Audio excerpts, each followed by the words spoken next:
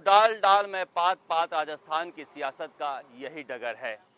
मुख्यमंत्री अशोक गहलोत कह रहे हैं कि मैं अपने सरकार को मरने नहीं दूंगा और पूर्व उप मुख्यमंत्री सचिन पायलट कह रहे हैं कि मैं गहलोत सरकार को जीने नहीं दूंगा।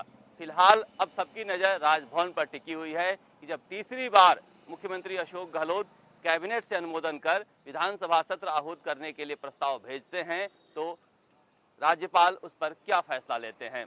कुल मिलाकर अंदर खाने लुका छिपी का खेल जारी है। अशोक गहलोत की पूरी ताकत इस बात पर लगी हुई है कि किसी तरह से एक बार विधानसभा का सत्र शुरू हो जाए तो वहां मैं पायलट गुट के विधायकों को पटकनी दे पाऊं और राज्यपाल के जरिए बीजेपी समर्थित सचिन पायलट गुट यह चाह रहा है कि किसी भी तरह से विधानसभा का सत्र टलता जाए।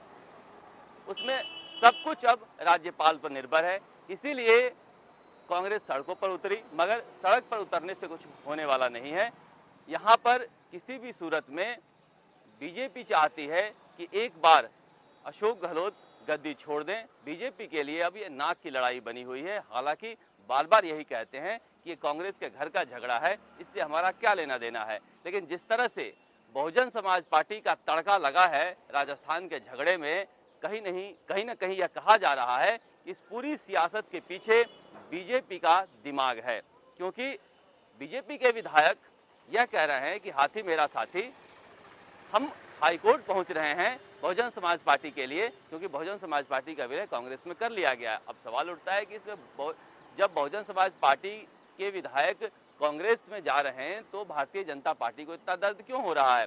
लेकिन दर्द इसलिए हो रहा है कि किसी भी तरह से अशोक गहलोत की सत्ता छीननी है और अशोक गहलोत कह रहे हैं कि मुख्यमंत्री तो मैं ही रहूंगा, चाहे 21 दिन का वनवास और मुझे होटल में बिताना पड़े, होटल से ही सरकार बनाऊंगा, लेकिन मुख्यमंत्री का पद जाने नहीं दूंगा।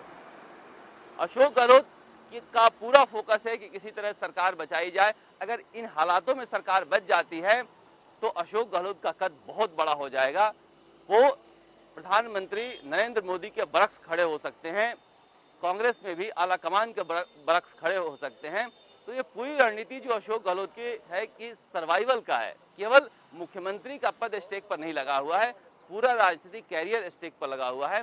इसीलिए अशोक गहलोत कह रहे हैं कि चाहे जिस तरफ भी गुजारो, लेकिन 21 दिन और गुजारो होटल में, क्योंकि राज्यपाल इस बात पड़े हुए हैं कि अगर सामान्य प्रक्रिया के तहत विधानसभा बुलाना है तो संविधान कहता है कि 21 दिन क्या नोटिस देना जरूरी है।